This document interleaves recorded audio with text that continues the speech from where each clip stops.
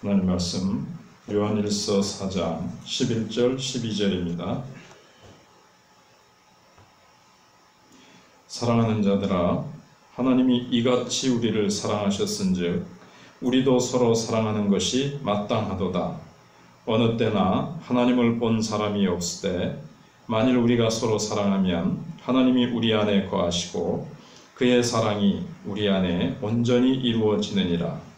아멘.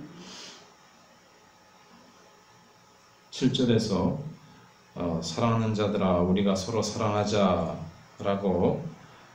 말씀했던 요한이 한 번 더 우리도 서로 사랑하는 것이 마땅하도다 그러면서 우리가 서로 사랑하자고 권면을 또 반복하고 강조하고 성도들의 깊은 참여를 한층 더 강도 깊게 권면하고 있습니다.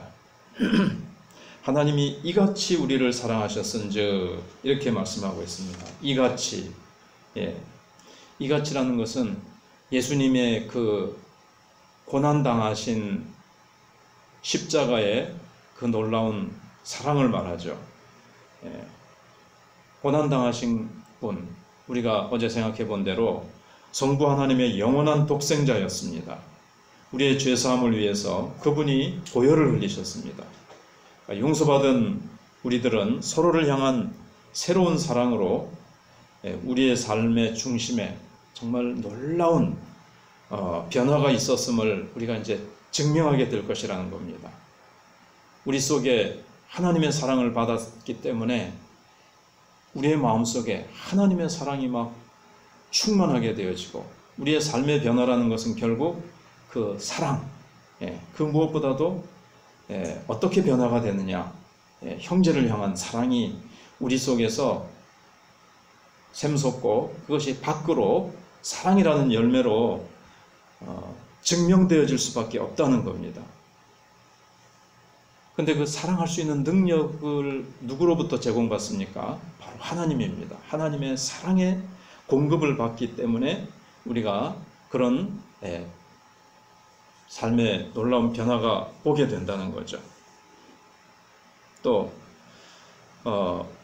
우리가 정말 하나님의 자녀라면 우리 아버지처럼 되기를 우리는 소원하게 될 것입니다.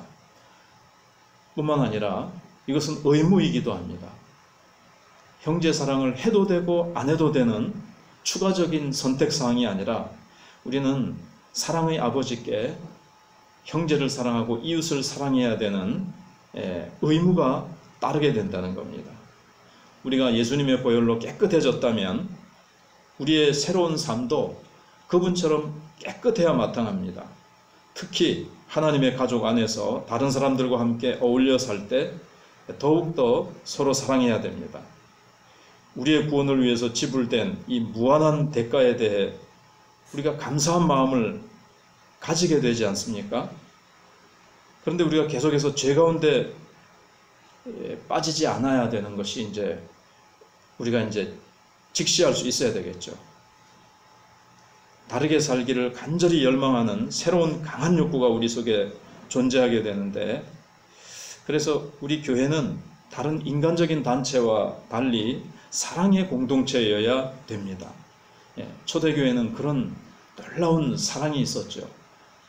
자기 것을 자기 것이라 하지 않고 가난하고 어렵고 핍절한 자들을 위해서 막 그 서로 사랑함으로 말미암아 핍절한 자가 없었다, 궁핍한 자가 없었다 그랬습니다. 그 정도로 하나님의 성령이 임하시자 그 사랑의 영이 그들을 그렇게 사랑으로 이끌었습니다. 교회는 믿지 않는 자들을 구원하기 위해 존재합니다. 그러나 그 전에 성도들을 하나로 묶어주는 가장 강력한 이 자력은 그들 간의 사랑이어야 된다는 것도 또 사실이라는 거죠. 이것이 이제 12절에서 사도 요한이 말씀하고 있는 사상입니다. 그래서 그리스도인 간의 사랑이 하나님의 사랑을 나타내는 증거라는 것입니다. 여기 12절에 어느 때나 하나님을 본 사람이 없으되, 이 말씀이 요한복음 1장 18절에도 나타납니다. 아무도 하나님을 본 사람이 없으되, 그럼 우리가 하나님은 그러니까 볼 수 없는 분이라는 얘기인데 어떻게 보여줄 것이냐.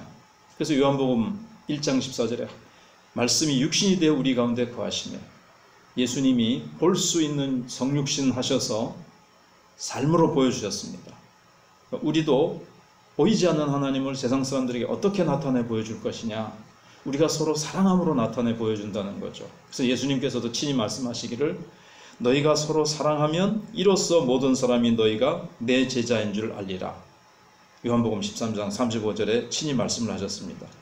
그러니까 사랑은 하나님의 가족이 됐다는 어떤 증거라는 거죠. 그리고 특징이기도 하고.